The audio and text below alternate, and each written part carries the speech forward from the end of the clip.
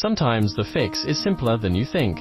For this Shanghai Mitsubishi LEHY-2 mainboard, we are gonna repair and troubleshoot it.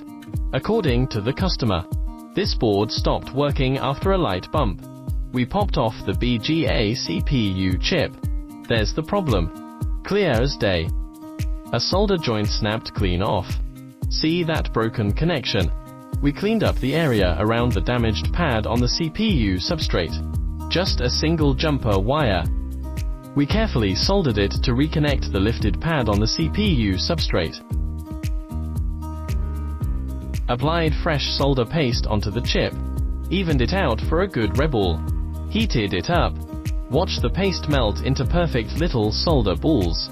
Reballing done. Placed the CPU back perfectly in position. Gave it a gentle blast with the heat gun. Just wait for those solder balls to melt and secured. Fired it up. CPU's alive. Board shows the floor number normally. Why did it show 888 before?